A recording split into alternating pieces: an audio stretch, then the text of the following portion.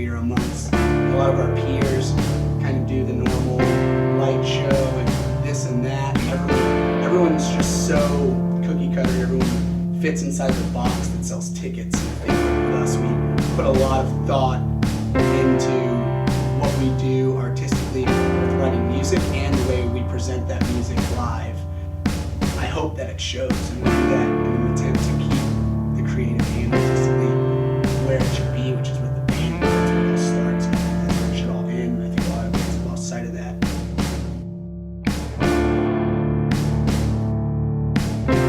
That great line that they talk about, I think, is the line between going back to those old ways and kind of moving forward with who we are. There's issues all the time that never get fixed and talked about because some dudes have too much power to bring it up, or they're not doing anything about those issues. But I don't think that that's something that's not that big of a deal.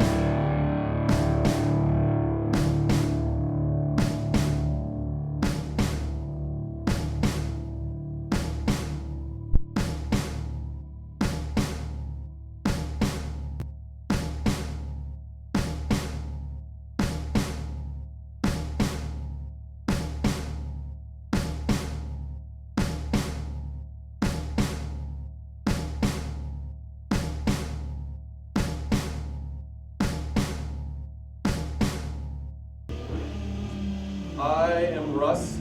I'm Underoath's tour manager, and really it's kind of hard to kind of define exactly what that means. It's kind of just all around dude on the road, babysitter, tour manager, accountant, I don't know, a lot of things. I'm just kind of the guy to go to, I guess, on the road and kind of plan a lot and kind of work with a lot of other people to make sure that Underoath gets out there and things are set for them each time they're on the road in different cities and different countries, wherever we may go. Just kind of like following up on every little thing that happens to make sure it's all in line, and then therefore we can show up and everything happens as it should. And there's usually some headaches here and there, but other than that, it's an amazing job. And as far as like a day-to-day thing, I mean, like I said, it kind of changes each tour and each venue and each show. It just depends on people we work with, the city we're in. But really, it's all around just kind of like keeping the whole camp organized and keeping everybody working and on task, and a lot of goofing off, a lot of having a lot of fun times, and you can't really ask for a better job. And again, all this stuff, tour management itself is a very relative term, because one tour can be the easiest thing in the world to do, and one tour can be the hardest thing in the world to do. And it really just depends on a lot of circumstances. But like say before this, right now we're about to go out on, I guess, the first proper full U.S. Define the Great Line headliner for Underoath. And a lot of preparation goes into that, because it's really our tour. We're choosing the bands ourselves. We're picking the routing, the cities, the venues, and everything. I mean, it's awesome because they are my friends first, and then I'm an employee, and then I'm that weird dynamic of I'm their boss, but they're my boss kind of thing. It's cool, And so they're just great dudes. I mean, they are super laid back and also can be involved, you know. And I think it's a healthy middle ground to where they've let the people they've hired to do the jobs that they've been hired to do, but at the same time they do a good job at having some input on certain decisions and and certain, especially production ideas and stuff too. Like the band's got a lot of cool artistic views and stuff. So, I mean, I guess basically what we're doing right now is the band is running over the set a couple more times before we head on the road. And it's a set that they think of and put together to go along with the production, to go around with the projection that we're going on this tour, and the samples and everything like that. Like, really, this is our headliner, and they're getting to really put together like what they want. It's really, really cool. So they're spending a lot of time on that. Meanwhile, we've got Graham organizing all the merch and putting it all together, and just really getting it set so he doesn't have a headache to deal with when we get to Houston, the first show, the 22nd of September. So like Jay's out there kind of organizing his guitar world, and the last couple weeks, I've been getting all the laminates ready, the tour books ready, the passes for guests and everything like that, advancing the shows to let them know what we're bringing, what we're taking along. And really, like tonight, the night before we leave for the road, is really like kind of like our time to we all fly from where we're from or come in from where we're from and get together and just organize and kind of revamp our whole, whether it's just getting gear cleaned or putting it together and stuff like that, but really just kind of going over like supplies you might need to buy before we leave and all that kind of stuff. It's always kind of like, it's always good before you leave for a tour to have a day or so to kind of just make sure that you have all your ducks in order, Is that the saying, ducks in order? Hopefully when someone goes to an Underoath show, they walk out going, man, I've been to like 10 or 12 shows from 10 or 12 bands that I thought were just like this band, but now I realize they're nothing like this band, and this band is something completely different and something completely beyond what I thought they were at that time. And I fear that a lot of kids might not get it and might not read into it that much, and honestly, it's not really all about that, but I hope that someone out there, if it's just one kid, like actually gets that, like, we care more about what we do than most people, and we actually try to make what we do meaningful and not just try to make what we do buy us houses. For a lot of people, I think that they look at the touring band and the touring musician and the touring life as just like luxurious, like go out on a tour bus, go out for 6 months a year, get paid a lot of money, play to a bunch of kids, and then go home and just kind of hang out and enjoy the fruits of your labor. And I think that's a really easy misconception to have, but it is a misconception. I mean, I think that I work harder when I'm off tour than when I'm on tour, and especially pre-tour.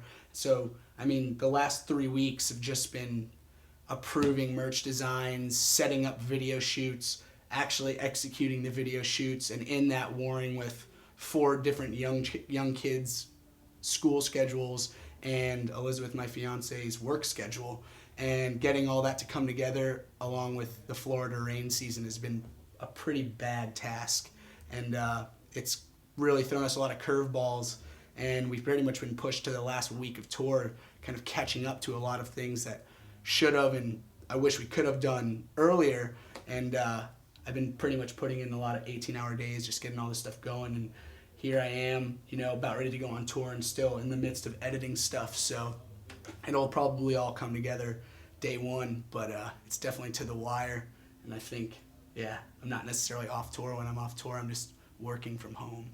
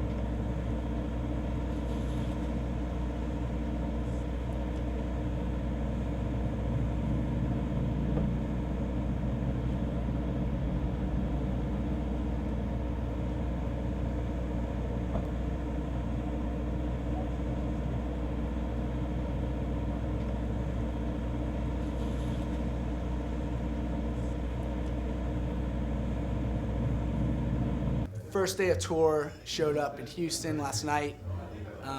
Pretty much stayed up all night finishing most of our new projection and editing all of it, and still had a few hours left to do today.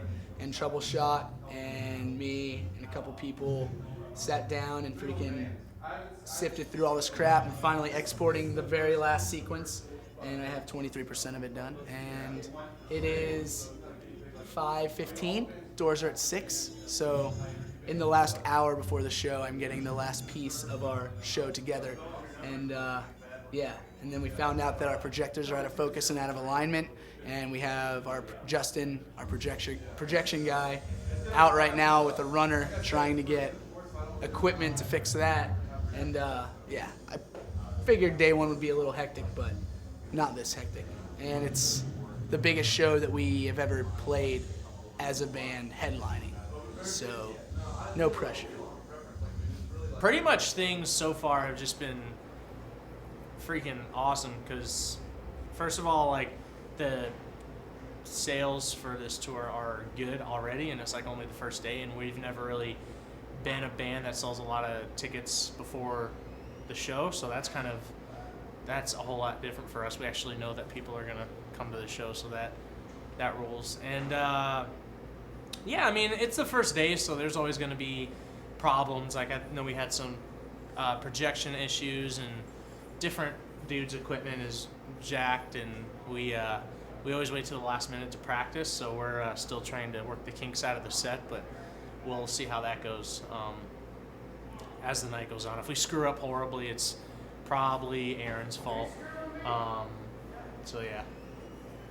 I'm a little apprehensive about, I'm always apprehensive, I guess, about it being the first show. But I'm always apprehensive anyways, so whatever. But I'm excited. We've got Every Time I Die and Mailing It Out and Advent, and they're all buddies of ours and dudes we've known for years, so it's super cool. It's kind of like a homecoming as well as a beginning of a tour, so. I'm talking about the tour. Tour's fun. Brandon, you want to talk about the tour? Yeah, I want to get started. Yeah? You want to talk about blueberry Nutrigrain What's all over your bars? hands? Oh, some people work. I mean, even even when we've got crew. I mean, I was maybe painting rock boxes for us. What's I a don't know. rock box? You guys could be up here eating or something. I don't know. I was eating Oreos. Well, some people care, I guess. Yeah, some people don't need another platform to stand on when you're already on stage in front of 2,000 people playing a show. But I guess if you just need to be up a little bit It's higher, not for me. If It's not you, for me. Hey, if you just need to be up a little bit higher than the rest of us, then It's not for me, Chris. It's not for me. it's a joke. It's just a joke. Yeah. I need to get a rock box. I'm gonna screw it up. I'm so scared. Dude, Count 4 when? That's the issue. do you not? Can you not hear the thing? Chris, when you're doing this, just go like this. Dude, if you want me to, I'll give a freaking before I do it. That's what I want. I'll give Before you. you do it. Yeah. So after you do I'll it. look at you. I'll go. No. I'll give you a, and then Listen for it. and then after I do it, you count. Swell comes in, you wait wherever you want.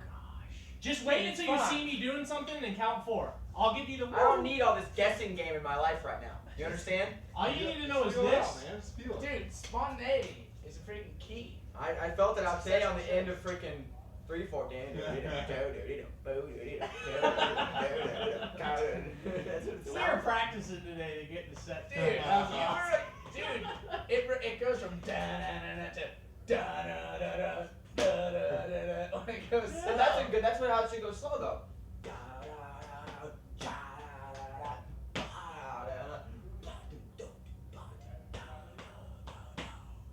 how it should go. And a lot of times you don't really slow it down a whole lot. It goes tack it. You know it slow down, you just change You like it while you're about to bring it, and then it just goes back. Bring it up. No, he retards.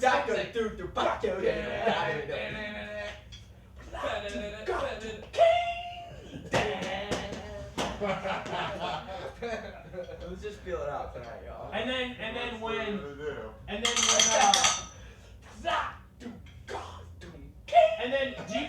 Do you count 2 before you come in with me?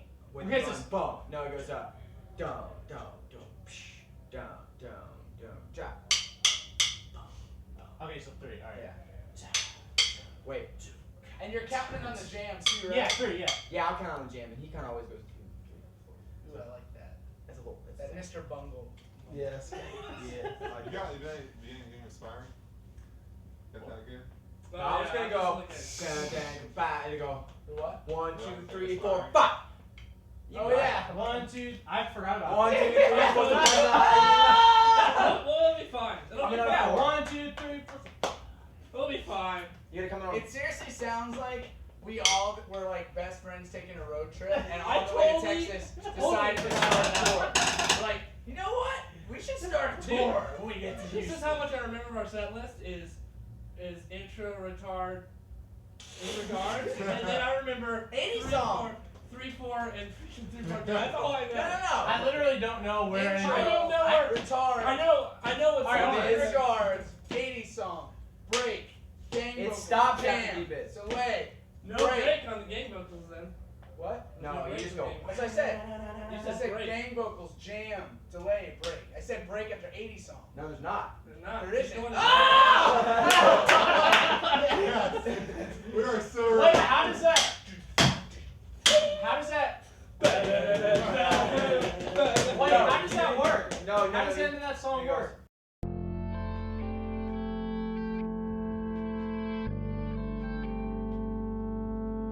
Thank you for the blessing of this show, Lord, for all these kids that are here, and just for all of our health and just financial ability to be able to play this show, Lord, and just all the things that you give to us every single day that we overlook. We just thank you so much for all that, Lord. And, most of all, Lord, I just want to lift all of us up to you right now, Lord Jesus. There's just a great thing that you can do here tonight, Lord. And, I just pray that as we leave this room to go walk toward the stage and go on stage, Lord, that you would open our eyes to how great a thing that can be, Lord. And I pray that you would help us to open our hearts and open our minds and our souls to you tonight, Lord Jesus, as we go out on stage. And thank you for just the blessings that you give us of each other, Lord. Through all the things that we've been through, that you've continually been there and had your hand on us. We just thank you so much for that, Lord. And I pray that tonight we'd be able to go out and be a light to all these kids, Lord, and that they would be able to see you in each and every one of us, and that we'd be able to have a great time and be able to worship you and just have fun, Lord. And I pray that your spirit would move here tonight, and that we would just not get hurt, and the kids would not get hurt, and we'd be able to have a good time in Jesus' name. Amen.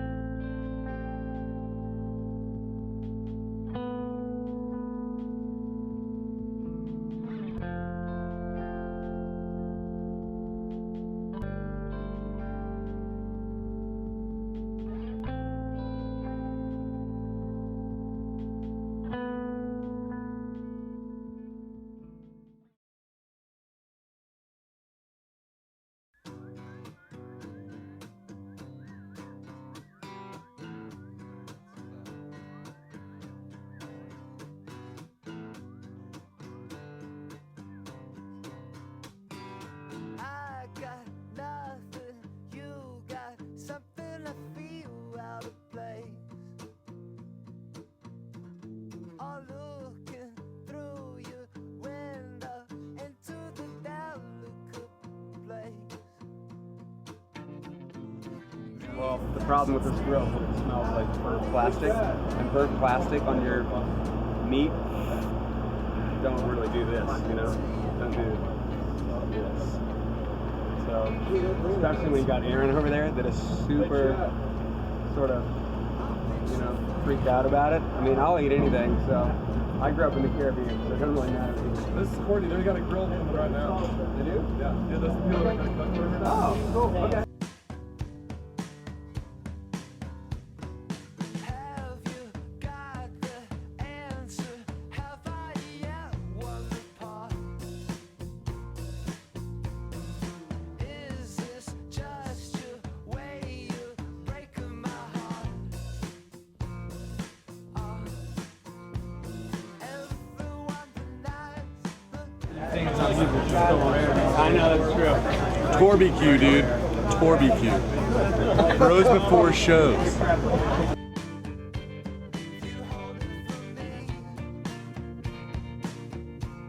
I'll picture for you. If you picture for me, the delicate place, the questions it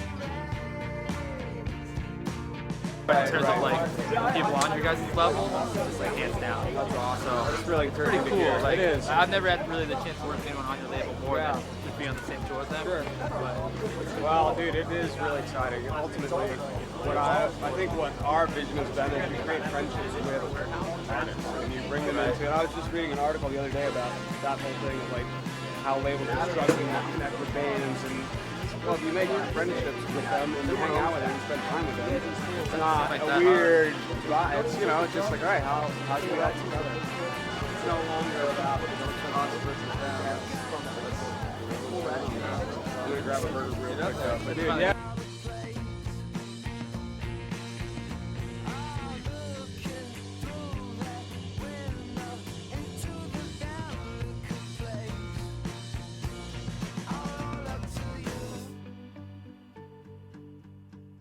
you own up to me.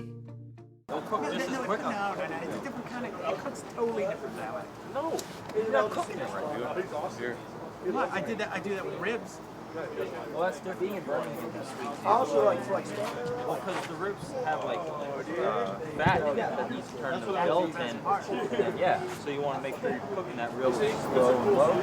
But with chicken, if you're just going to throw it on the grill, all you need to do is this a proven science? Like you really proven science. I know it. 165 degrees. That's when your chicken is done. I would do. I would touch. I would eat it test. That's what I would do. No, you can get sick. Yeah, but that's the best way.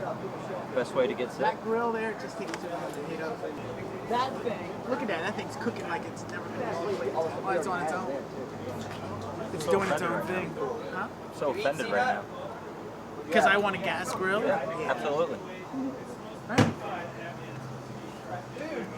You Well, even you know what you're said talking charcoal about. tastes better. It does. It does taste better, but So- it just takes forever. What's forever?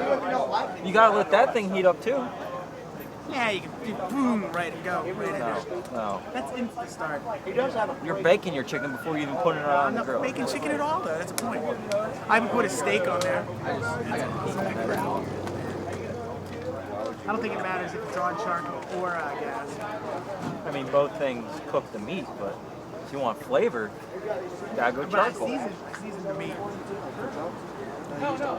Or if you want that season to be activated, you need the friggin' charcoal. Yeah, I got you. How about I put charcoal in the gas grill? Does that work? That's against the law. Why is it against the law? You'll have an explosion. Why? Because it fills in the hole with the gas? I want the best of both worlds. Maybe we could do that like Mac did with the duo thing. So you can do PC and Mac stuff. Maybe we could have a grill that does the combo. That would be the best for me. Happy birthday to you, Joe Blarney. Happy birthday to you. Happy birthday, dear Grandma. Happy birthday to you. Hey, hold on three. Hey, hold on three. Hold on three. Old or old? Geezer. I'm old. Oldest crap on three. Oldest crap. Oh yeah, oldest crap on three. 1, 2, 3. Yes. Oldest crap. I made it. Oldest crap. Dude, what do you guys see? What's the oldest crap? Yeah, me too, man. Somebody says old and everyone's on it. Old. Hey, what's that one thing? That's no count. It's interesting, you know, celebrating a birthday with Underoath, Maylene, Advent, some of the dudes from Tooth and Nail. Hey, almost guy. Being almost guy. We God does weird things. I share my birthday personally with Grant Brandell, and so it's, you know, tour birthdays are always a kind of unfortunate thing. I think everybody wishes they'd rather be at home with girlfriends, wives. Champion Libras. That's right. Champion Libras right here. We like we like scales. Yeah. We're even keeled. We're two good looking Libras. It's true. Ladies, watch out. 26 mil. I like long walks on the beach and fixing bass gear. Christian is a marketing segmentation. But would you believe this? And you are putting that label on yourself, and it's not a fucking segmentation. It's your fucking religion. It's your fucking belief. The guy, and you let that become a part of the way that you're marketed, the way somebody makes money, the way you make money, and it's your fucking belief. It's what's supposed to be standing between you and like eternal damnation, and yet it's making you fucking money. you could say that I take my faith and market it to people to manipulate people to give me money as a Christian marketing genius, which I'm obviously not. Well, I'm not saying that you're setting out to make some money through your faith. Could you say that what my profession is, I've actually made my faith part of my profession instead of making my profession out of my faith? Because if I didn't say Jesus, I could still be on the tour bus. Take all the Christian stands we have, take all the Christian marketing we have. We don't play Christian places. We play one Christian festival a year. And I'll be honest, we do it for the money. And that's probably really crappy. I'll admit that we're not perfect. There's more money. But exactly what you're saying. we don't play churches. We don't take money from people. We don't play this show and then put on this big thing and start smacking people down and say, we're not here for your money, but if whatever the Lord puts on your heart, give it, and walk away with $50,000. Me and this dude rode in a van for 4.5 years doing the same thing we just did for no money. What I'm trying to tell you is seriously, before money, after money, and when the money goes, after money again, we're still the same thing, and nothing's changed. And there have been a few things that have changed, and they're not good. And I'll be the first to ask and say, to tell you that. The Bible says that money brings problems, and it does, because I've seen it with me and my friends. Like, it does. And you're right. But for the time being, we happen to be the biggest selling whatever, all that stuff you know. And next year, no one's going to give a crap about it. So we have two choices. We could take the success that we feel God's given us, or you feel the marketing people at Tooth and Nail have like busted their butt for us to get. Regardless, we're here. So we have 2-3 years left to talk to 1,000 kids a night. Okay. So I could toil every night about why I have money, or should we have money, or should me and my friends even be in a band? Should we charge for tickets? But the bottom line is we do, and that's the situation we're in. And I could get up every day and toil over that, or I can get up every day and go, amidst the tour bus that I kind of hate sometimes and sometimes I kind of love, I'm going to run into somebody like you, and we're going to talk about things. And I'm walking away from this conversation with a lot of good things to think about. That last thing you said is, I'm glad to hear. I'll be honest though, I'm sorry, I'm about to use what's your name again? Jamie, it's cool. I think that we've all kind of said everything we have, and for me, I'm taking everything you said and not just forgetting it, and not going to walk into my friends and we're all going to have a big laugh about you and oh, that girl with the beard is a big idiot, because that's not going to happen. And I really appreciate you taking the time to share your opinions with me. And I hope maybe that tomorrow, I don't know if you're drunk or you've just been drinking or what, but if you remember any of this, maybe it'll stick with you. And I didn't mean that in an offensive way, but think about it, and maybe there's some good in maybe what I'm saying, because there is good in what you're saying. And if that's not the case, then you can get up tomorrow and go to the bike bar and do your thing and not even care about me, and that's okay. And we also, as a but whole, hold on, but unfortunately, our bus and our truck is blocking everyone else in, and no one else can go home. So we have to leave. And if I was my choice, I'd stay here all night and talk to you and try to find a way to wherever we're going. I don't even know where. But Jesus loves you, and if I don't love you and I don't love you the right way, that's okay. You don't care if I see your opinion, and I don't necessarily care if you see mine, but I do think that we should respectfully share it, and maybe it'll change. But other than that, I gotta go because all these dudes really didn't want to be here, and I just came to get ice because my marshmallow hand. No, you didn't hold us up at all. But remember when you told me you thought I was joking and I lied to you? I wouldn't lie to you. I'm not lying to you now. I really do think you have a lot of good points. And you're probably right on more than most Christians are. And that's the truth. I like it. But we're all wrong at the end, so it doesn't really matter who's more right now. Because we're all still wrong. We all got the F. But anyway, we also have a good night, okay? Sorry. Have a safe drive. Yeah, you too. See you. Have a good night. So the sets are so long and it's been so sweaty, my hand is just disintegrating. I don't know what to do. So I've been putting super glue on it. So when I was 12, I saw this video where Flea did it from freaking. Sorry. So I do the chili peppers fix, dude. See what happens. I'm screwed, man.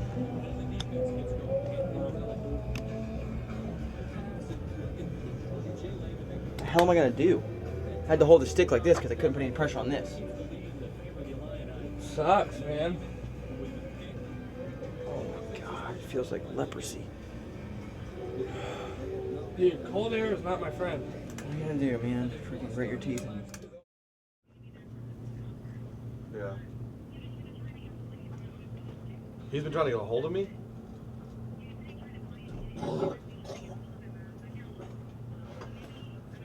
Weird. I've just been sitting here. My phone's been on the whole time. So. Double wheel, dude.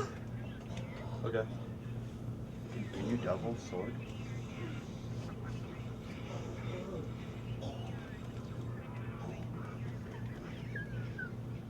Right. You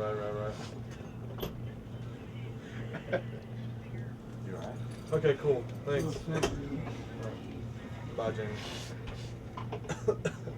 I guess Aaron called Jamie, and he said, I've been trying to get a hold of Russ, he won't answer, which I haven't got a missed call or anything, but anyways,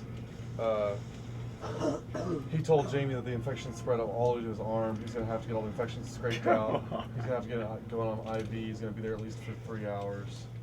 But she also did mention that he called as he was going to the ER, so which means he probably doesn't know anything yet. That's probably just what he told her, that he thinks is going to happen. Before he left, all he said was, I can feel it right here. Yeah. He's just like, he goes, dude, it's crazy. I can, the pain up here, I feel everything's it right connected. Here. I know, and I was just, that would only happen if it's like if it's gangrene or something. Or staph. Dude. Yeah. Dude, because I just said. But staph, like his thumb's not swollen. You know what I mean? Take two. I hope he's all right. I'm really concerned. Yeah. My dad owns a local garage. Yeah. Check out his sophomore year. We're not gonna have to play without him. I mean, I don't see it being. I mean, it's Aaron, you know.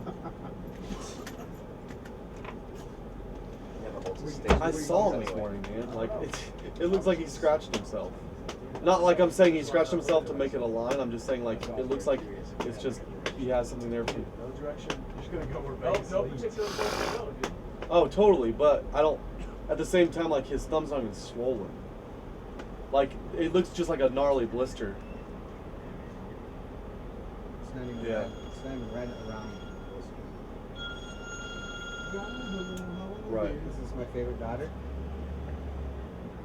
But everyone knows that. That's what I'm saying. He knows more stuff about medical stuff than any of us do, and especially that. And it's I don't know, man. I mean, obviously, I'm worried about it in the sense that I hope it's nothing bad. Fell out. You know, I don't know. About going to walk-in or something. What time's post call? 14 McGlock. Yeah. Which is really late. 14. Well, yeah, and well, the other thing too is like he told me he went to a walk-in clinic, and the walk-in did he tell you that? The walk-in clinic told him to go to the ER. There are no walk-in clinics open today, dude. He didn't go to a walk-in clinic. He went to the hospital. It's Sunday. Like there's no walk-in clinics open. Like we looked him up. The Cyclops is local, man. Yeah, so it's like I think he went straight to the front desk of the hospital and was like, "Hey, you got staff, you got the Lyme, you got infection, blah, blah, blah. You need to go to the ER." Yeah, totally. Way worse. It's been cut This open one's every infected. night. Line going to your heart? Dude, oh shoot, he's got spots. It's covered. It's covered. Russ, he's got spots. What does it mean if you have a whale on your arm? What's it mean when you got polka He has a dots? whale infection. It's a freaking sperm whale. His You're the best.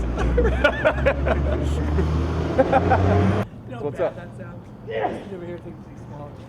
What?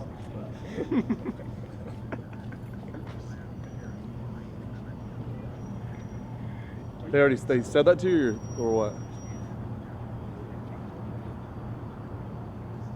Do they know what the deal is?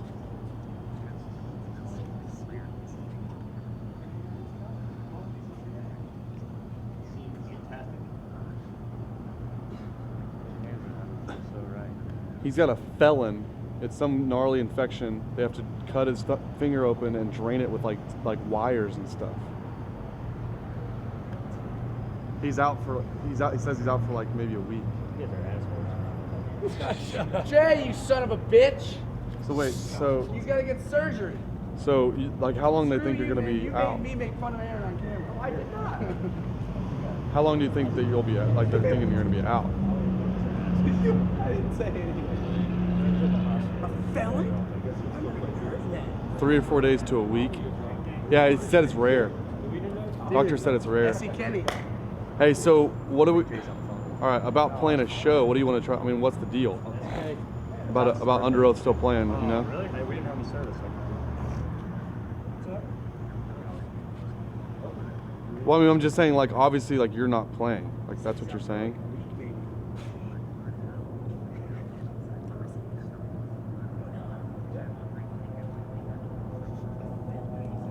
Right. Well, I totally understand that, but I'm saying, like, we gotta figure something out. Like, we gotta know because, I mean, we're about to unload, and, you know, today's the House of Blues show. So it's a matter of, like, if we're gonna call someone to learn the songs or, like, fly them in or something, we gotta do it. You know what I mean? Kenny knows all your songs.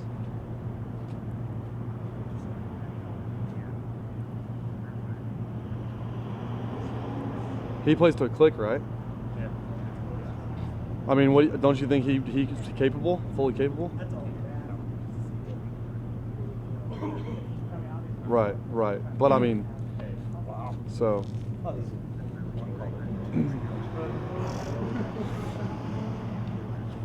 All right. Well, I'm gonna call Randy. I'll call Randy right now. Okay. All right, man. No, dude. I mean, whatever. You know, just keep me updated. All right, later. Hey, I'm gonna call. What are you calling Kenny right now? I'm calling Randy right now. What did he say about Kenny? What? What did he say about that? Look, the doctor said it's a rare infection he hardly ever sees called, what did I say it was called? A felon. A felon. I'm looking it up right now. We're reading about it right now. The key to preventing disability and possible loss of the finger is early and appropriate treatment. If any signs and symptoms are present, you should contact your doctor at once. If you have signs or symptoms of a felon, cellulitis, flexor, blah, blah, blah, blah, blah, or deep space infection, you should seek emergency care at once. What is it? Serious. What did he say? Welcome to hell, everyone. This, see the little black dot, Shifty? It's called a felon.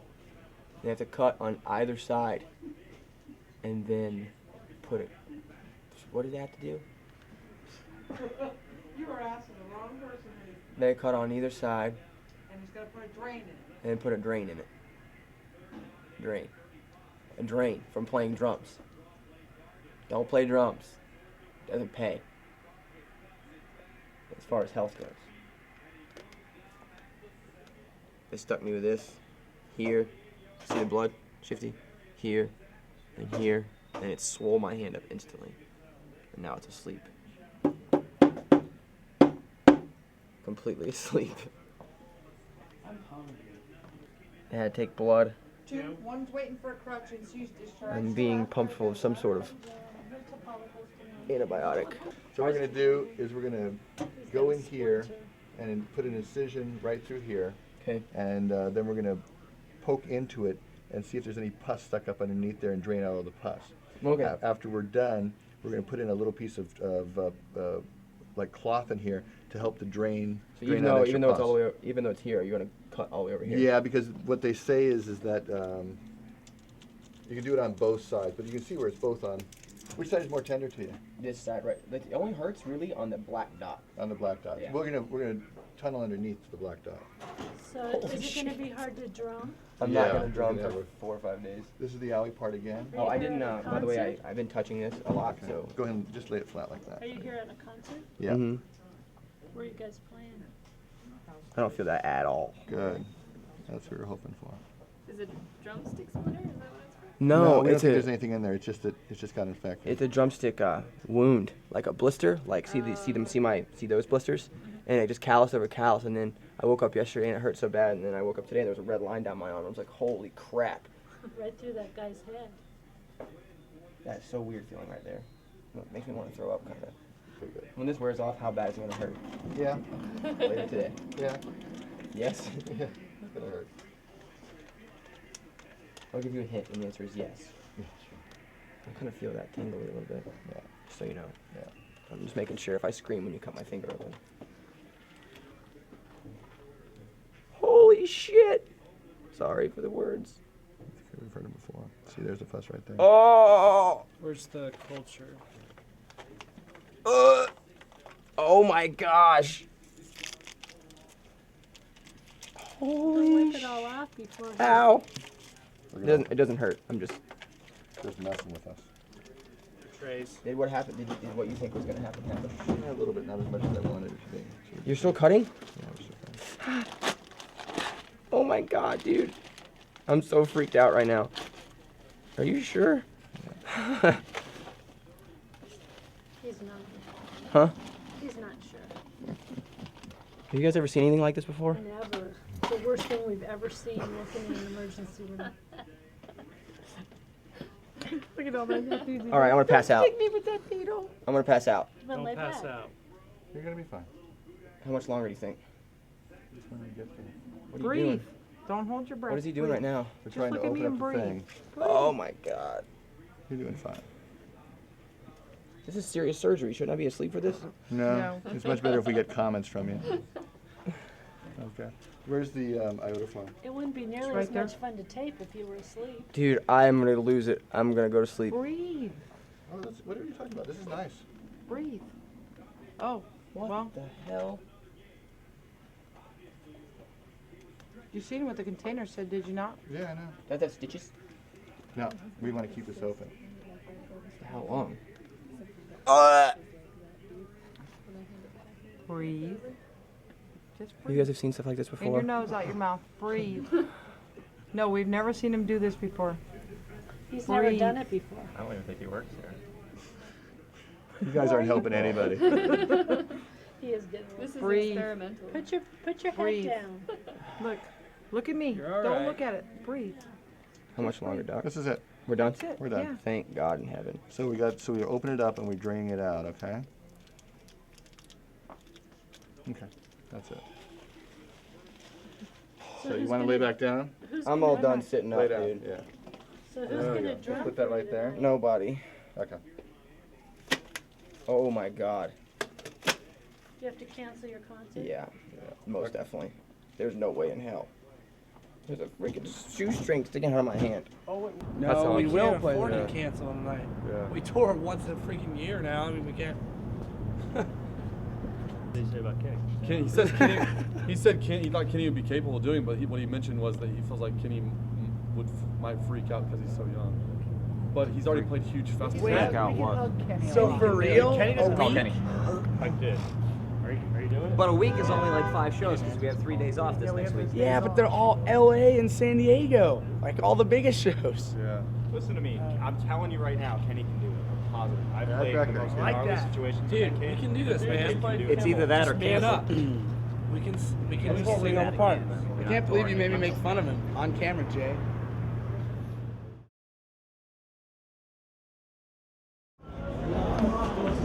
Are you filming right now? Yep.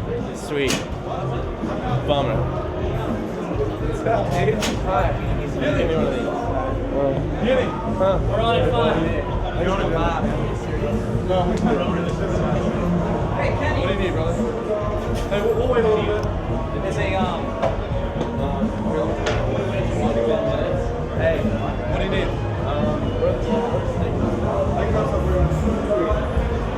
Hey, listen.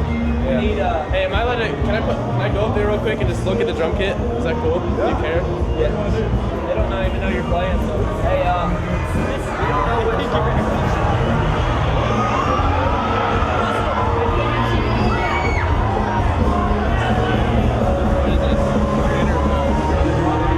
we're all ears. You have everything in your ears. Here's this.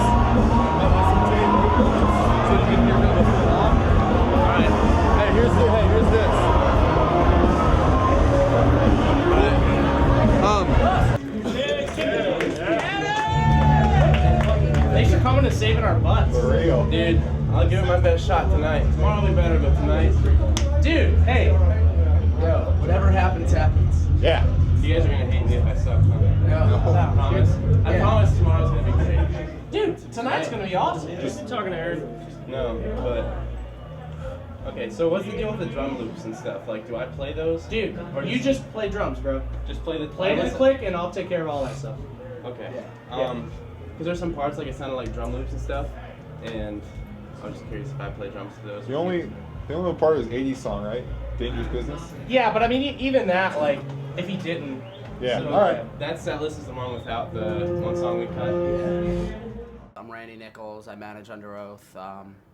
Started managing them with a friend of mine in, I don't even know what year it was, around the time that Changing at Times was out for a while and Sun Sleeps Tonight was on Headbangers Ball, whatever time frame in time that is. I'm not good with years, I just know when songs were popular. But me and my friend were managing them. They were, I'm trying to remember what the heck they were doing at that point. I don't even know who they're on tour with. I'm a terrible manager. But they were on tour. My friend was doing the majority of the day-to-day management for them, and I was kind of helping him to become a manager. And things kind of fell apart between him and the band.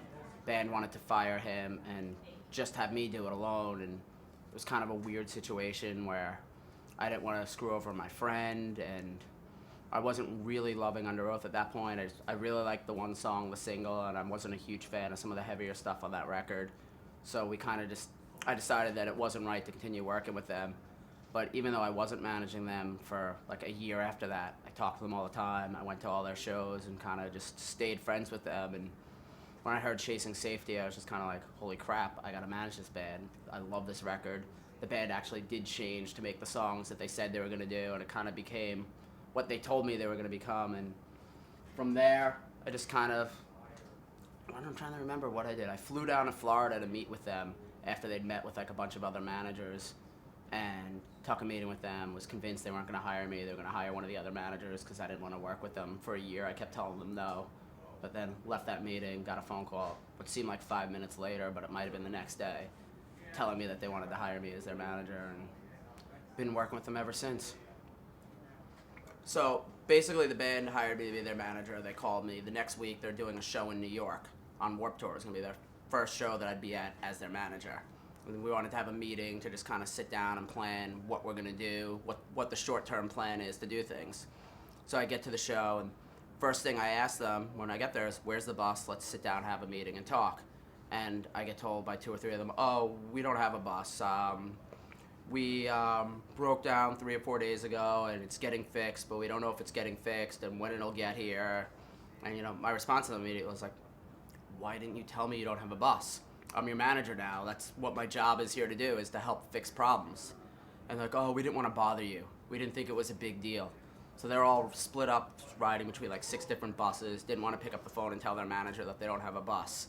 That was kind of how it started with working with them, and I think they saw how useful a manager could be, because once from the point that they told me they didn't have a bus, it was probably about 12 hours I had a new bus show up. They continued on the tour, and that bus didn't break down again. If we would have just played Cornerstone, Florida, just played Cornerstone, Florida, and gone like sold merch, and then gone home and not played those 12 days we did with Norma Jean, You would have made like 40 grand more. no, made more money than they did on the they ended up Like, splitting. That makes no sense. Our at all. guarantee for was $37,500. Right. We sold $10,000 in merch those 2 days. Right. At the end of the tour, after doing that, and then going on a 10 or 12 day headlining tour, where we got paid between $4,000 and $8,000, on top of selling $2,000 to $5,000 in merch that was already paid for. Right. We split $32,000 up. Because is it because of management cuts, We or don't is it know. because money was lost? We don't know. Keep in mind that there was equipment expenses after that tour. What? $7 grand. And my 12 grand for projectors. Right. So 19 grand. Okay. Right. 19. But still, if you take 12 So then days there's- times 4 times. Then there's all 55 grand left over off of a show that we made all that in the first day. Right. It makes You no know? sense. It just doesn't. It makes no sense. The only sense that makes is this. Well, the problem. Yes. Or. Oh shit! I hit a 6 instead of a 2. Well, the problem is like that I brought it up to management. Yeah. Like it's not a thing like, oh man, we were all just coasting. What his whole point is it's not like now like someone's being shady or someone like has $20,000 somewhere they stole. He's saying, how come we just saw this final report today and they all caught it and saw this? And management and didn't management catch it. hasn't said anything yet. Right. That's what he's saying. It's just thought. It just. I don't understand how that like question is not brought up.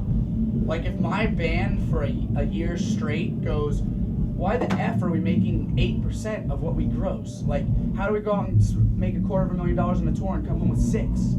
Like, Expenses are not that high. How does that happen?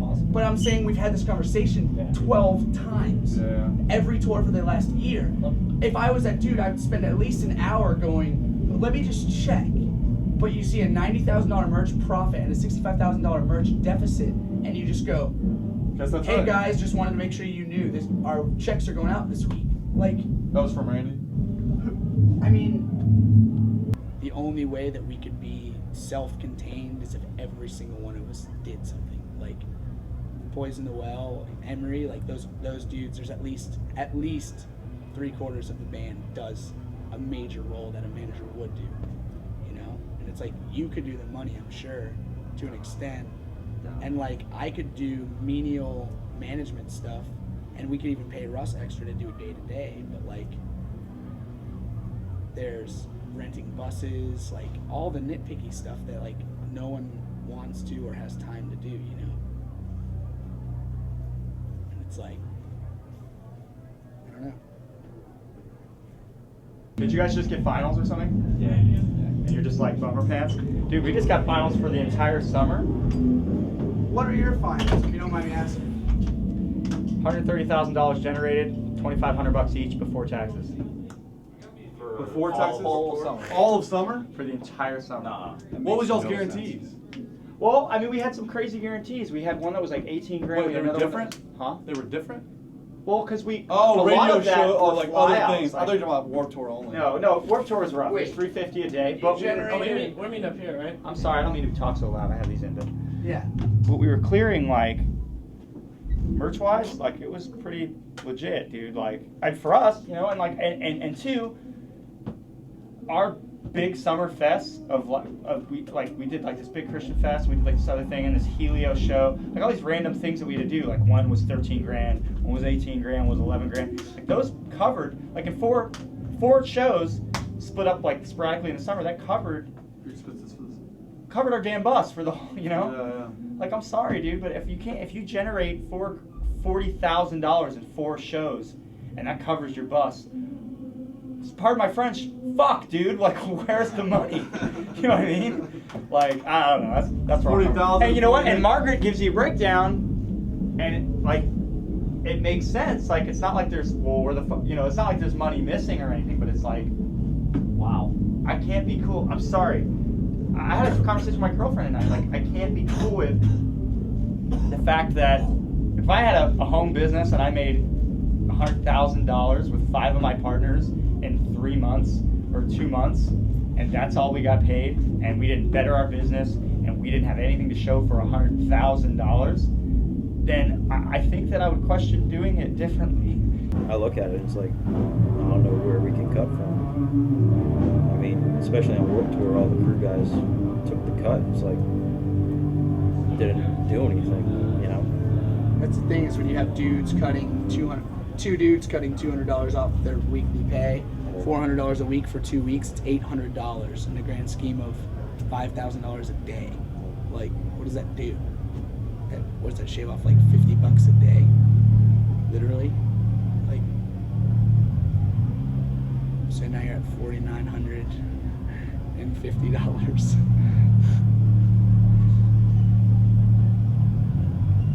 Really, it's like they sacrificed $200 so that I can make an extra $10. Yeah.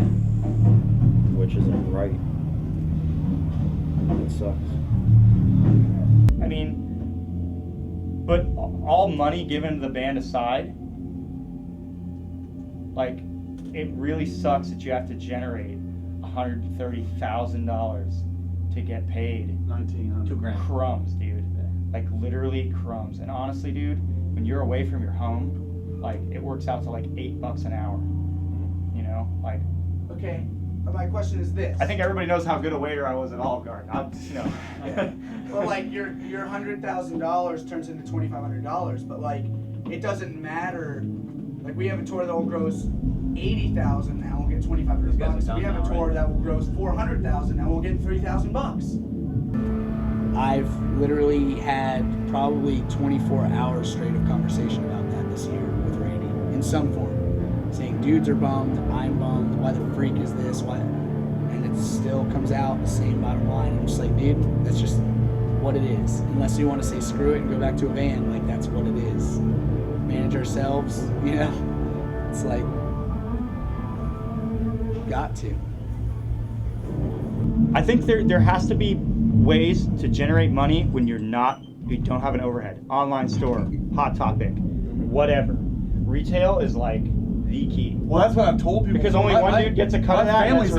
My family's asked me about Yeah. like tour, like, oh, they must make a killing. I'm like, no, dude, they make their money off online merch and like Hot Topic. You know, like they don't even, and like what about you know, royalties? I was like, dude, the royalties of Chasing Safety are paying for Divine the Great Line. I was like, they make their money off of stuff that they just basically say, yeah, approve. Let me ask you a question.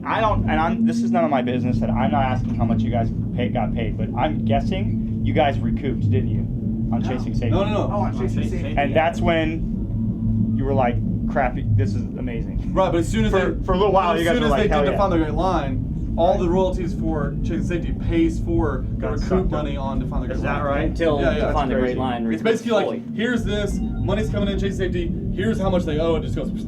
That's the thing, is we'll never. See, I didn't know that's a per artist thing and not a per album thing. Well, that's how record labels make their money. You have, your you account. have an ongoing tab. You do not have Define the Great Line tab. You have Underoath. What was to stop you guys from? And I'm not questioning you, but I'm just asking. They're about to be done, by the way. I know. What was to stop you guys from not putting out another album and just living off the fat of the land? Waiting longer? Yeah, just waiting. Yeah. Living off the fat of the land for a little bit longer. Career. Because there is no fat of the land. Yeah, if you wait too long, your career just goes down. I know that, but What are you talking about? Define I'm saying you guys are recouped. Labels paying you quarterly for the sales you guys are making. Your sales didn't taper off like $20,000 budget. You know what I'm saying? That's right. You lived off Chasing Safety for 2.5 years. Oh, was it that long? Yeah. So I guess it was you time. didn't start making money until a year and a half into it. That's No, what we I'm started making money pretty quick. Because the budget was so low. money. Yeah.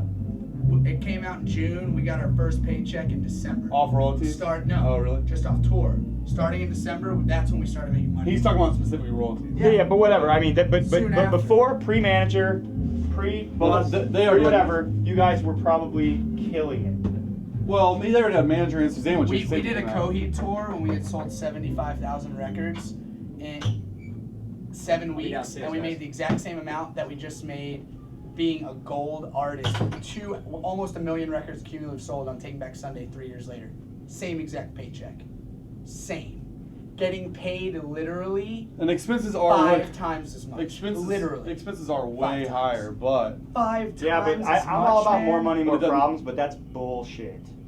That's bullshit. It's like it's like the label.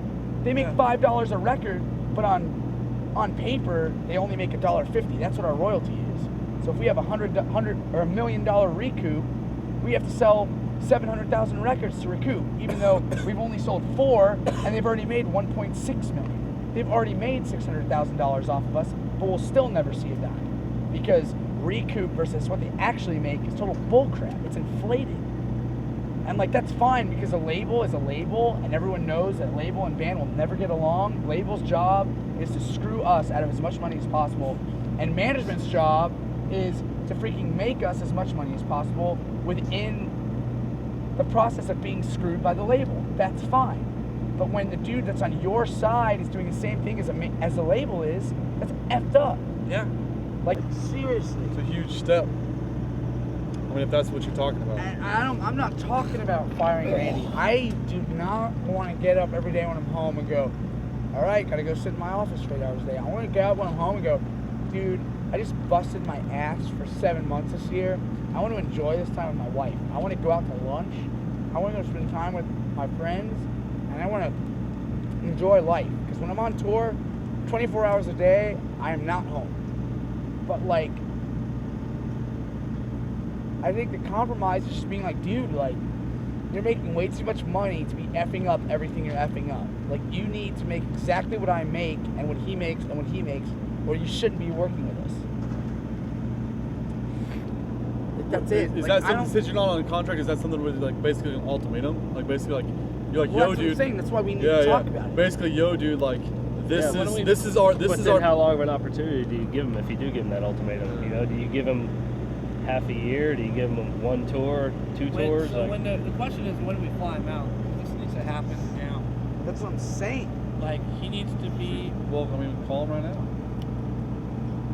He needs to get out of here.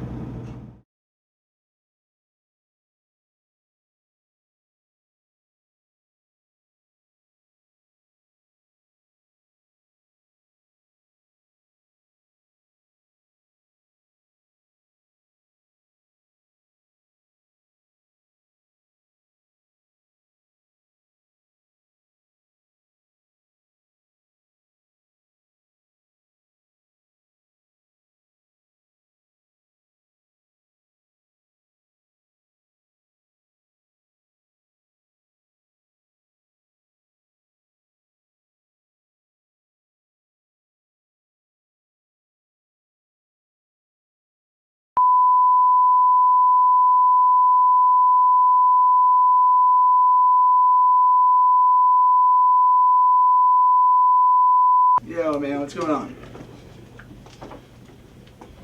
Oh, really? Cool, man. Awesome. Nothing, man. Just got a day off in LA. We're down at the MSO offices just doing a day of press. And yeah, man, just hanging out, resting up.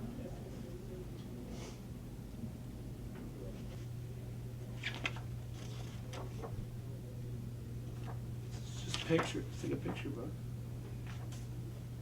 Yeah, I like pictures.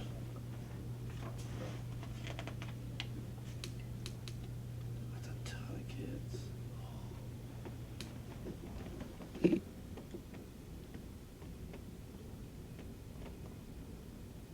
That's insane. Telling you, man. Rapcore's coming back.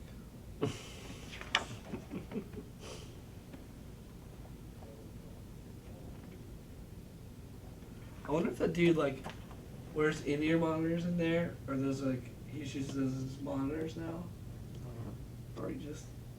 I mean, I get the. Maybe he's got sensitive ears. Fashion statement. Earmuffs. He wears them in pictures, doesn't he? Oh.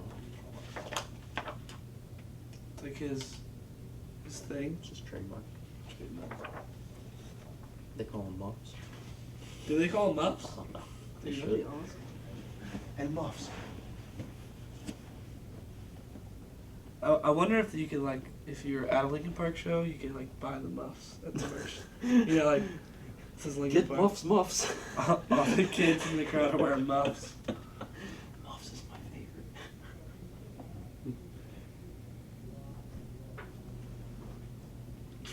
Yeah. Nothing much really.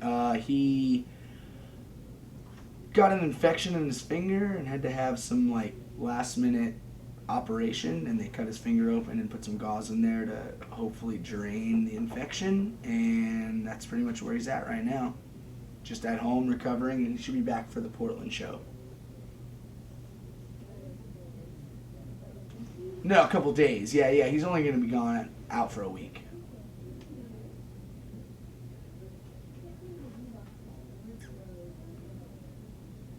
Yeah, surgery is a little bit excessive, but he definitely got his finger cut open. But surgery operation. Surgery just makes it sound a little bit more serious than I think it is. Yeah, but no, he won't be out for weeks. He'll just be out for a few days.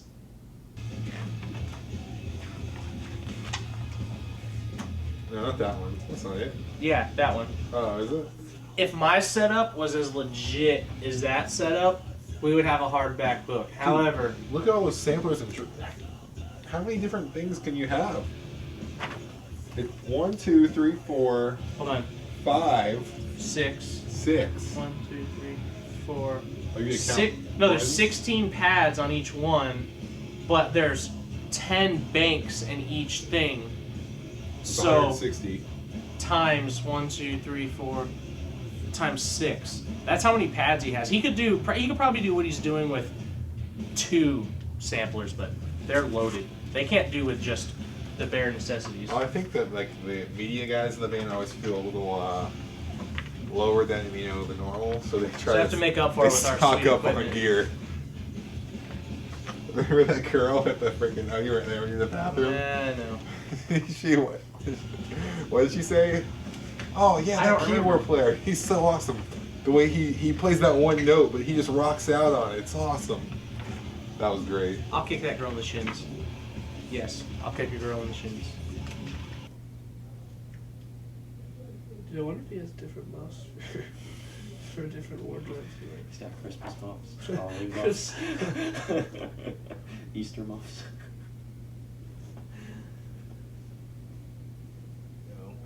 That afternoon, we actually called our friend Kenny, who plays drums in the Almost, and he knows most of our songs by heart anyway, so it worked out really well. And he was in Salt Lake. We put him on a plane that afternoon, and he just listened to an iPod playlist of the set and got off the plane, hopped on stage, and played a show without ever practicing with us, and he did really, really well. So it's been cool because he came out very, very, very last minute and made it to where we didn't have to cancel anything. So yeah, rule for sure. I mean, he definitely came. I mean, kid's like 19 years old and just sat in with a band he's never played with before and played an hour's worth of music or whatever. I mean, it was definitely awesome for sure.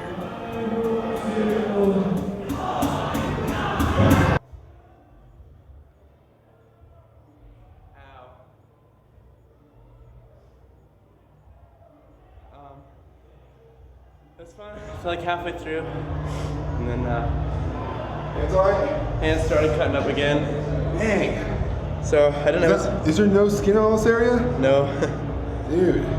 So this happened again. I don't know why, but I got through the set. So tomorrow it'll heal up and be good for the last show again. What about taping like your palms? Can you not do that? Or is that you not tape your palms? Holy crap. Dude, that's a real man. That's a real man. Are you okay for real though? Yeah, it's fine. But it'll be better. Yeah, it'll be better tomorrow. I just have to let it air it out.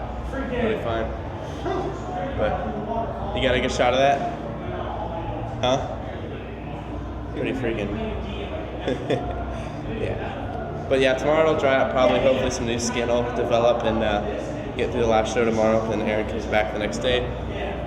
Which I'm stoked to back to hang out with that dude because I miss him. And yeah. That's about the show for tonight. We got in your car and we hit the highway.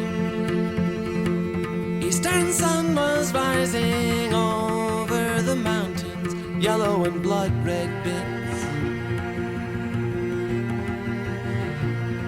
like a kaleidoscope.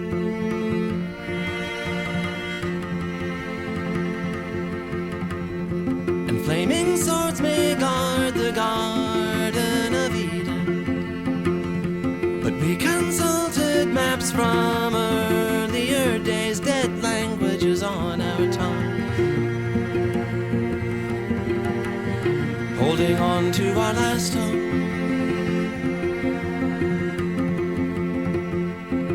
And the day was bright and fine, and the highway sign said San Bernardino welcomes you.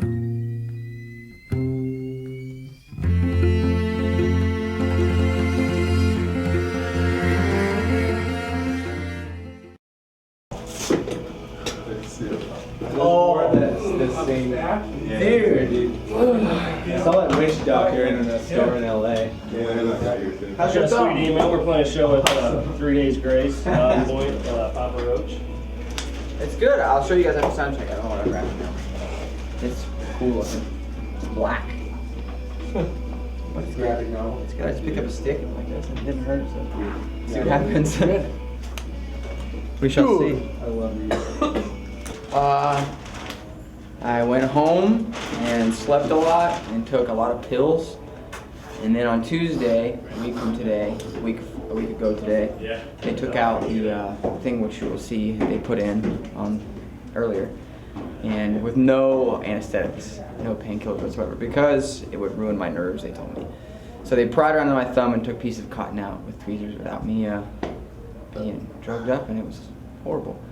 And then it seemed to heal well. It's still a little tender, but I'm gonna go upstairs and see if it works. It's his first day back. And you can definitely tell he's back. Try that.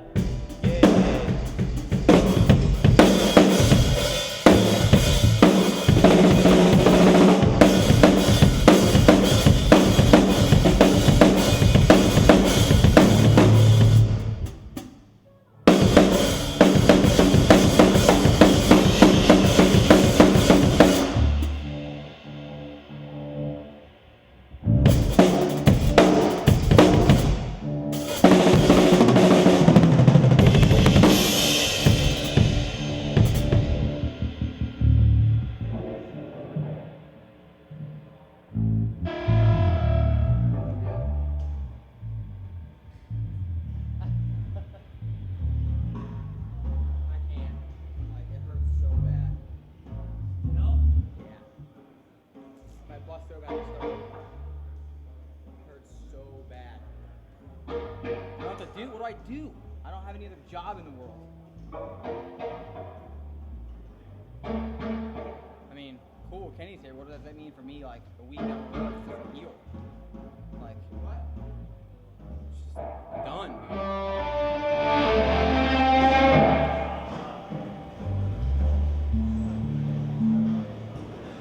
No dice, dude. It hurts? So bad. Like kitty bad? Is that me? You'd be better off than I am right now. That's what I'm saying, like Kenny needs to play? Yeah, like I can't.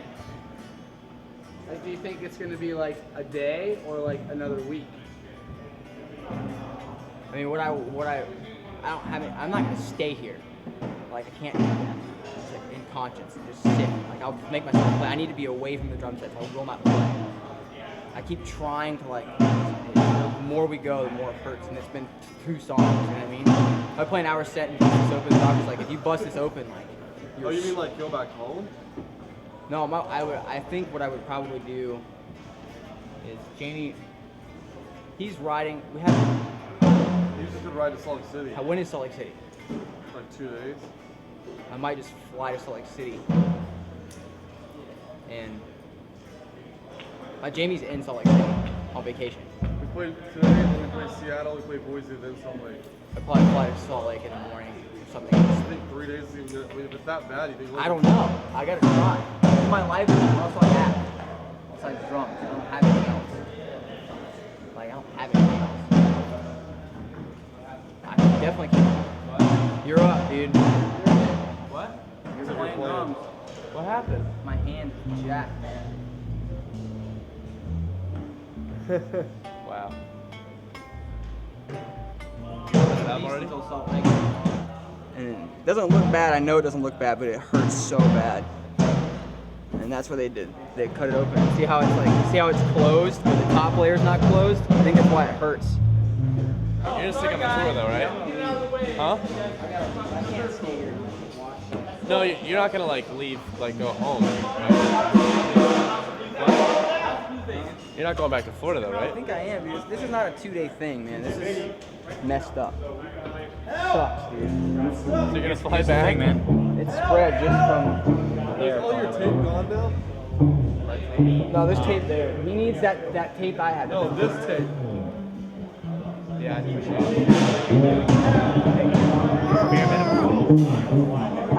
Sweat it out until. I just don't understand why he just got here and he's already leaving. And I don't know. He's like, he said he couldn't play drums like Aaron. He could play drums, but he just can't play drums like Aaron. He doesn't want to play in front of people without playing drums like Aaron. My attitude is that kids are here to see Underoath. I'm not part of Underoath. Like, I'm having fun playing with Underoath and stuff, but I am not part of Underoath. Kids are here to see Aaron, Spencer, Tim, Grant, James, Chris. That's who they're here to see. I'm not part of Underoath. I'm cool. It's fun to fill in. Like, yeah, I'm having a great time, but like, he just freaking needs. I wish he would play tonight just because the kids are here to see. You know, that's the most important thing. Can he play? Yeah, goes every night. No, I mean blitzers are blitzers. It's worse than that. Is that he gets through? He just bleeds. He gets through it, right? I mean, Yeah. we've all had that. But He just plays. I can't. I'll be honest with you. I can't stay here and watch this. I'm stranded in Portland right now. My own band. I can't even play my own band. I just if I can force it, but it's gonna be like so half-assed. Like, you know what I'm saying? Like I can't. I have mixed feelings right now. I'm pissed.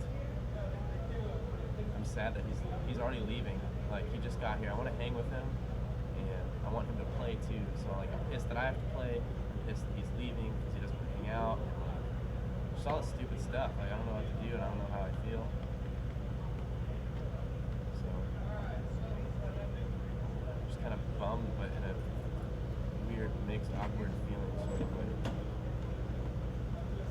I wish it was just me freak. I flew out here to try, you know what I mean? Like I spent $500 to fly out here, and this is what I get. First song, I was like, oh, I'm just not used to it yet. Yeah. And we started playing Delandra, and it felt like someone was stabbing me in the side of the hand. It just know to happen. But I don't want you guys to be like, oh, he's just pussing out. You know what I mean? Dude, if you want to just puss out, puss out. No, but I'm saying for real, like, I'm trying to stress how nerving it is for me. I mean, it's costing me $1,000. I think I want to do. Good. Sometimes you got it. The dudes in Kill Switches are like, Adam's biggest thing is like, dude tries to go when he's not ready and he concern himself.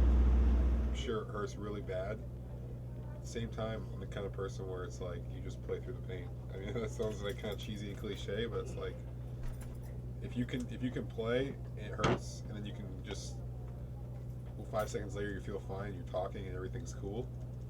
It's like, how bad does that really hurt, you know? If you're not on the ground, I don't know, maybe that's just me. Whatever. You know what I'm saying, Graham? You're not really leaving again. Yeah. Get real. Where are you going? I don't know. I can't watch the show. It's weird. Hang on the bus. I'll sit with you. I don't watch. The road sucks. Are you really leaving? You're really leaving? Yeah, we'll get done. Hey, you're really leaving? Yeah, I don't know what else to do. I can't stay here. It's weird. You're gonna fly back to Florida? No. Fly to Salt Lake. Try again in Salt Lake. My girlfriend's in Salt Lake. My wife's in Salt Lake. Oh. Weird. Priority. There's no I in team. Definitely no I. That's why I spent $600 flying here today to see if I can play drums. I'm gonna say bye to the rest of the team so I can find it.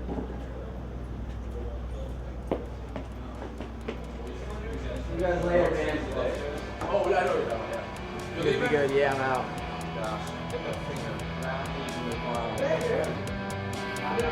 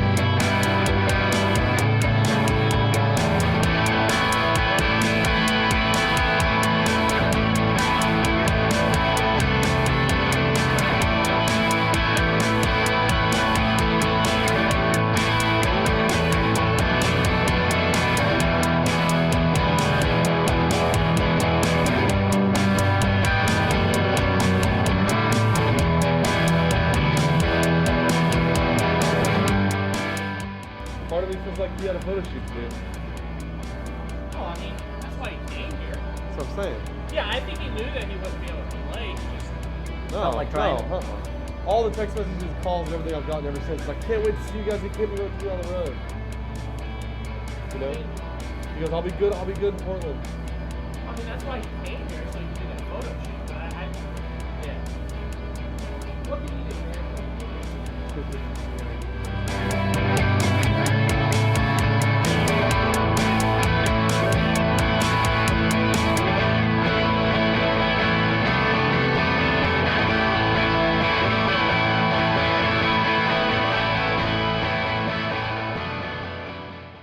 When I got that phone call to fly out to Oregon, actually, originally, which was going to be the first day Aaron was back on the tour from his hand hurt, was fly to Oregon, we're upset, we don't know where this money is, you can't answer, you know, what the heck's going on, this is all messed up.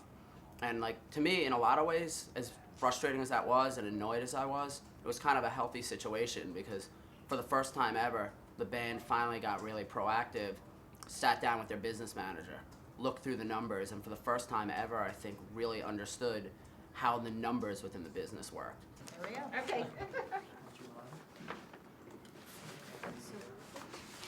Do you want to start off with the Warped Tour stuff? So, yeah. It's the way they're so detailed, although they're separate. Oh, they're sets. Yeah, they're So separate sorry. package, so give them to me and I'll roll them out as we go into them.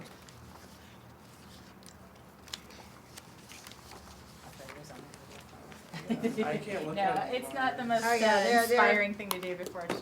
Like No. all this. Aren't you glad I do this for a living and you do what you do Yeah. for a living? I believe me, I'd be no good at what you do either. I think you do a great job. Thank you. All the money that's came in and all the money that's went out of Underoath Inc. since the first of the year. Add some more. If you have any questions, and here's all the money that's came in and went out of Underoath Touring Inc.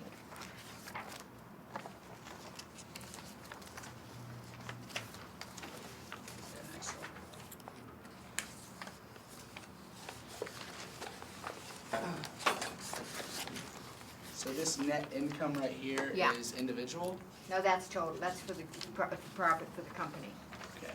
Yeah, like I said, minus the equipment, minus the payroll that we just did, minus the commission checks that aren't deducted. Tyler Riggs, $1,000.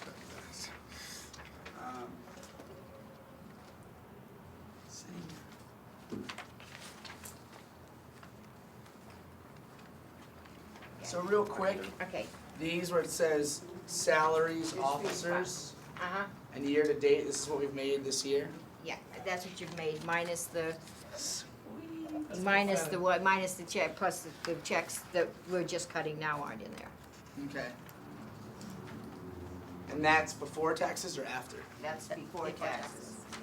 That's your gross. I can't do Now this keep right in now. mind, you've got money from under oath. Like, no, I mean, it's You've got money from pathetic. It under bums oath. me out. You've I got gotta money play from for it. under oath in too. I didn't think you don't have that there. This is the touring stuff.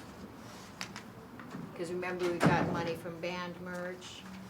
Yeah. You've got that we cut you checks on and stuff like that. It is too. Vicious machine. Let's see. Gross. There. So far, we've made $1 million and we've gotten $24,000.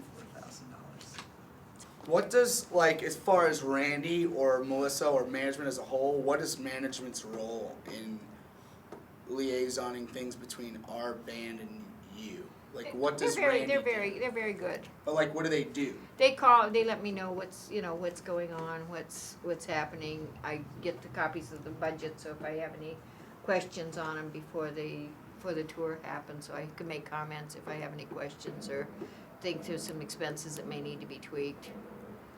Okay. And they approve anything out of the ordinary, like all of the merch bills go through their office for approval. Because I don't know what you're ordering. I have no idea what you're ordering, or if I'm getting a bill, if they're bona fide or not. I feel good, at least I feel like I'm not like, there wasn't any like shady business going on. Yeah. Margaret's sitting there baking her cookies going, Got those boys. They bought every bit of that freaking printed out bullcrap. no. Whatever. At least now I know I'm legit. We're rich! I'm legitimately getting screwed. The first time I heard of the issue from Tim, I wasn't shocked at all. I honestly have felt for probably the past year that there's this underlying thought process going through Tim's head that he doesn't like the way the structure of the finances of the band worked. But for whatever reason, he wouldn't come up to me with solutions as to what would make him happy. So I would just kind of hear, we're unhappy, or this is messed up, or just these little things that would be the underlying tension all the time. In a lot of ways, getting that call from Tim was great because it was like, this is coming to a head. Either this whole thing's just gonna go away, we're gonna walk our own ways and shake hands and be friends and agree not to work together, or we're finally gonna find a solution to this year-plus long tension that was really frustrating. It's unbelievable. His eyebrows are completely gone. He's going to be shaved. We've put the razor across his head twice. Like, we're finishing off the second coat right now. Shave my balls for this He's nervous. He has to pee a lot. today. So is Graham. Josiah, you already have half your winnings intact. Chris, did you pay up? What is it going to be? $220. We're waiting on Grant. You got 110 and right Russ now. and Vern. What's Grant doing? Hey, listen, after we're done with this, you've got to bick it. B-I-C it, dude. Okay. You are not picking it. One of us is picking it. Yeah, I brought my razor. Tim's good I'll at pick picking it. You sit down. You're not Sit going your ass to down. go. All right. Yeah, let's get a before shot. Dude, I bicked the head before. I could do it. I want to do the inward mohawk for you. What is that? Just Straight down the middle, so there's no backing out. Yes. It looked awesome, but then... Does it hurt? A little bit. It's okay.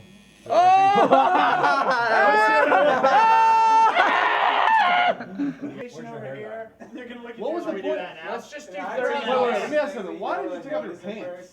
Like, what's wrong with you? I don't know. I say we draw and one get on hair a on them. Sharpie, just like one, say like a simple line. Like, his eyebrows, his head. Sorry. Oh, You got a big, those too? Oh, you have dents in your head. You have dents in your head. What color is it? Dark? Yeah, it's black. It's Real black. Dude, just put it Step on. by step That's durable. exactly what I use. El Negro.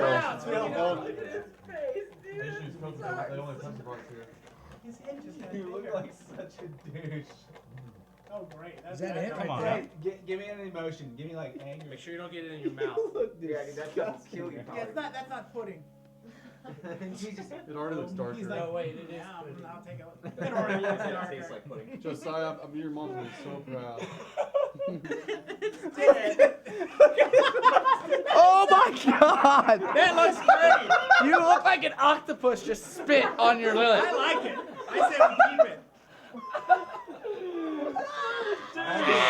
You have way too much on you. Yeah, you don't even need to do the whole head because it's going to take you a while. Let's get a straight razor. Can we get a cup of water too? We're gonna need to wash out the razor. Why don't we just get in the bathtub? Who's There's better got the lighting in there razor? anyways. Yeah, Better lighting in there. Yeah, go get I don't know what they were talking about with that gray stuff, man. Because that thing is crazy. Lose the towel. Dude.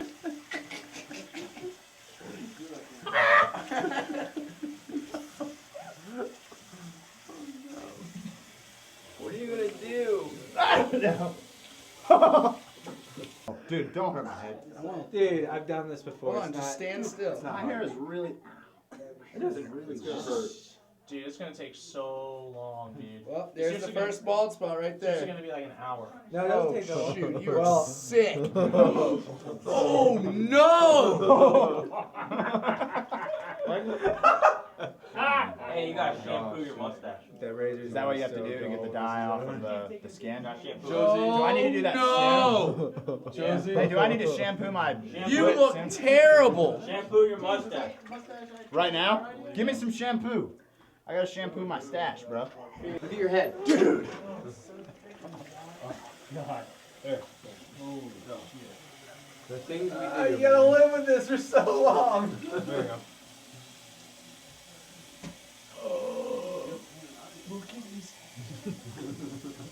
Let's just leave it like that, dude. Your eyebrows are It's almost already- worse than all Yeah. of I shaved one, he shaved one.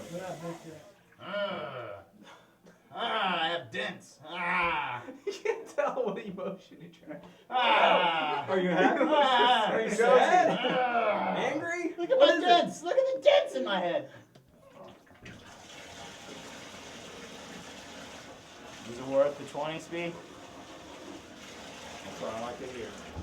Absolutely. This is the best tour ever now? Yep. All right. Thanks, Joe. You heard it. You heard it. This is still the best tour ever. Even looking like this. Sick! Oh, look at the little cuts. Oh. All right, where's Did you get the eyebrow? Yeah. Oh, wow. Oh my Where's the... What? The razor? I'm seeing you walk around is shave so your much face. better. Shave your face real quick. Okay. Go get that aftershave. Feel that. Oh, it's like, oh, it's gross. Come here. Oh, this is gonna suck. What is that? Aftershave. It burns everywhere. Don't forget his eyebrows, dude. His eyebrows and the rest Oh of my his face. gosh. Oh, it feels like muscle rub on my balls. Oh.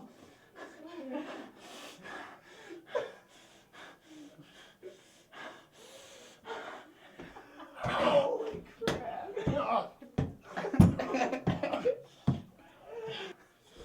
I feel dizzy. You're the most hideous human. Look away, I'm hideous. Don't move. Just see what's still. Wait, oh my god. Look at me.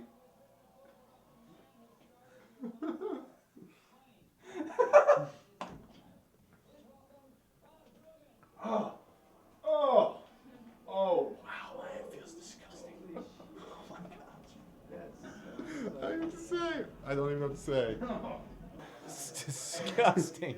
Ugliest Oh my human God. ever. Hell yeah. He looks like an alien baby with a mustache. Looks like Whoopi Goldberg with a mustache. My name is Mike McCoy. I'm the band's music attorney, but I handle most of their business decisions and contracts. I negotiate the record deals, publishing deals, anything else that might come up, a management deal, any questions they have. I kind of hit on anything. If they have any legal questions, they call me, but mostly my role is to handle the negotiation of the music-related contracts.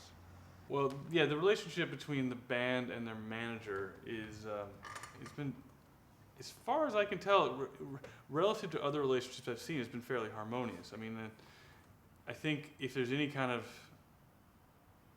I don't really know of any strife or any kind of disharmony between the two. I've heard a little bit, but I think that was all straightened out. So I mean, honestly, I don't know if there's all that much to talk about here. I mean, there is obviously, but I hear what you guys were saying. I said it when we first spoke in Nashville in May. I said, come back to me with a plan of how you see things working. Yeah. It took to you getting really worked up the other day to tell me what you see the plan, and I think for the most part it seems reasonable. I mean, I just have a couple of requests of how that plan should work. because I have real costs to do certain things that I think should be included in that number before things are split up. Like you guys asking me to come out here for a meeting today, that's an expense that's comes up from the tour, so I feel like that should be something that you guys have to pay for. Okay. But because if we're all partners, you know. Are we talking about you being a 7th member? Yeah.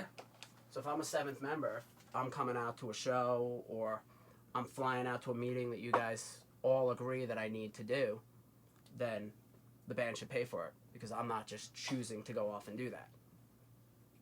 You know what? I kind of didn't think it was the end because I kind of felt like a lot of it's in my hands, and I felt like it was me deciding if it was the end and not them. Because through all the problems and arguments and issues that we had, I didn't once hear you're a bad manager. I didn't once hear someone say we're unhappy with the work you do. I heard we're unhappy paying you. We don't want to pay you what managers get paid. We don't want to pay for this, you know, this service, which is a fee that goes along with that service. We don't like the way the system works. We want to change it. So to me, it was, I had to make a decision how I can make it work to financially keep it going. So it was kind of, I was never afraid of them pulling the plug on me. It was more me trying to figure out a way to continue working with them. But I also feel that if we are going to have, you know, me be a partner in the band, that we should have some kind of agreement that draws up what that is. Yeah. 'Cause, I mean, we've worked together as a long time without there being a contract, which I've been fine about, but I feel like there's going to be a lot more technicalities to it now, and that there should be a contract to protect me and to protect you guys as well. Like, I think us having this conversation is showing how happy we are with the job that you're doing, and like Tim said, like, you know, all we want is for it to be fair, and like, it's kind of like I think by doing something like that, it's just gonna, for me anyway, change the way that I see the whole situation working, because I've never looked at you as like a manager or like the guy at Red Light. It's like, yeah, that's Randy. Like you know, my wife, you know, like, you know, friends of mine. It's like, you know, yeah, that's Randy. Who's Randy? Oh yeah, he manages our band. I think what are a lot of bands, you know, they go on tour and they think about, and they talk about the money, they see, you know, where's it going, and they think the manager is sitting at home, just kind of relaxing, not doing anything, and why does he get this percentage, and so that, and then it can kind of build and it festers over time, this concern that the manager's making so much money off them and not doing anything. But I think if bands would come and watch what the business people do, they'd understand that they really do add value. They have to have one. If I remember correctly, when I first started working with them, they were really reluctant to find a manager because there was a guy, I can't remember his name, at a label who was really hot to manage the band, and I thought that they would do well with a manager, and I remember Tim being adamantly against having a manager. So I was actually surprised when they hired Randy, because I thought that they didn't want one at all. It's a consensus that the artists are like bottom of the totem pole, and that's not okay. And like 6 dudes, we could run this band, we could manage ourselves, and we could make more money than we will having you on board, but we don't want to. There's not been one call to a manager even seeing since like things got weird. Like no one even did that. It's the same thing when you fight with your wife. Like, you know, you there's a girl you can go out and get, but you don't. And she knows you don't, and you don't even email, you don't call around. When you're in a fight, you just are in a fight, no matter how bad it is, and you work it out. And like that's what we did. Granted, that was one of the bigger fights that like the marriage of Underoath and Randy, or the marriage of all of us have had. But going back, like it's not any more dynamic than any one of us, than Aaron going home when, you know, whatever, or like him freaking out 2 years ago and no one thought it was legit, or me freaking out 2 years ago when no one thought it was legit, and me quitting 2 times. Like serious crap has happened with everyone. Spencer, like we've all had our like mountains, and that was your mountain, but that doesn't mean like everyone here comes back like wanting contracts. And that's the problem, is like by doing that you're coming in with like a knife out whether you want to or not, and being like, all right, but like trade at the same time, you know. And it's just like, dude, like it's not about that. To me, a contract, like I told them in our initial conversation, isn't like I need to lock you down under this ironclad deal. It's a piece of paper where everyone understands what the terms are, so that everyone's doing the right thing and following through the right way, and no one's being taken advantage of. But bottom line is, we're just going around in circles. Yeah. You guys don't want to do that. I don't. What we need to do is find a solution. And the solution really is sketching out what is commissioned, what isn't, and how it all works. And it's not a contract, but it's gonna be a list on a piece of paper that we don't necessarily all have to sign, but we all have to look at it at the same time and be in a room and agree to it. 'Cause to me, that's bottom line. The first band I managed, we had a management contract on a napkin, and it just spelled out what was legit and what wasn't. To me, that's the most important thing, is that we're agreeing to something. And I can handle that. Just have something that we can have on file and you can have on file. No one signs it, but when there's questions, you can look at it. Part of it that I just find ironic is the fact that everyone's so adamant against contracts, which I get. I understand this is supposed to be a friendship and not strictly business, but I definitely find it humorous that our solution is that we won't have a contract, but we're going to have a bunch of terms of a deal spelled out on a piece of paper that everybody shares and passes around and everyone has a copy of on file. Because in my mind, that's a contract. So we're kind of, we just won't call it that. The worst I feel as a manager every time in my entire career of everything I do is when I get a statement to see how much money I've made. It really, like, it sinks to the bottom of my stomach and I feel like it's messed up. But at the same time, yeah. and I really mean it for all my bands. But at the same time, I feel like there's these 50 other people who have wrong intentions, who are screwing bands over, who are taking that check and laughing all the way to the bank. And it's like, it's finding that fine line. I'm like, am I an asshole because I actually care about my band and I'm doing everything for the right reasons and I give a crap and I'm going to take half what they're making? Like, there's part of me where I'm like, at what point am I just the biggest moron in the entire world? And I'm not mad at anyone, and I don't think that I am either, but can you see where that's coming from? It's like, you guys could get offered $10,000 to play a show or $50 to do the same show. You know, the promoter who's really nice is going to pay you $10, or the promoter that's going to be a jerk is going to pay you $10,000. You know? I know exactly how you feel. When we had that meeting with Margaret, I was going, am I the biggest idiot in the world? I need to be a I left. I stood eyes and I can't look at the same phone. But I really mean it though. It's the weirdest feeling in the world because it's like, you know, you're just doing your job, but it's like, this is amazing. Like, part of me is like, wow, this is amazing. This is ridiculous. Why am I getting this? But it's the structure of how this has worked. I think the entire structure of the business needs to change, and we're not going to change. We're not going to be the ones to change that. But this organization, as all of us, will do what we think is right to do that. Tour started in September. It's been a decent length tour. I guess some would say long, and it's been awesome. We played pretty much every kind of venue you could think of on this tour, anywhere from little holes in the wall to like huge theaters and big Fillmores and all that kind of stuff. Festival in California, and I think overall, if I think about the tour, like, I'm just really stoked on like the crew and how it all ran. Like, every day I could go off and do my thing that I need to do as far as like tour management goes, and I didn't ever really worry about like stuff on stage happening and being in order, and I guess organization in general, that comes to pass. Like, I'm really happy with how that all went. We've had a lot of drama on this tour. Been a lot of weird injuries and fights between like label dudes and band dudes, and we've had a couple dudes on this tour pretty much get gnarly infections, and including staff, and it's been interesting, man. Like, I think this tour is kind of a test for a lot of people, just to kind of see like how everyone could gel and how everyone could stick it out, you know. We had Kenny from the Almost Phil on drums for a while on this tour, which is interesting. Well, that third or fourth show in, something like huge that we had to deal with right off the bat. And Aaron ended up coming back and kicking ass as he usually does. So yeah, I don't know, man. Like, I've been stoked on the tour. I've been really happy with the way it turned out, and the bands that are on it all rule. And I think that everyone just like was able to probably build better friendships that they already had. And I don't know, it's been awesome. Come on, yo. Bring it in. I tried to bring it in. You told me to get back. Maybe I can't see you in here. Everybody get in here. Duck, duck, goose. Go ahead. Hey, what's the rush? Here we go. Hey. You got something important to say, so you say it. It's been a while. It's been a while. You guys know what times these are?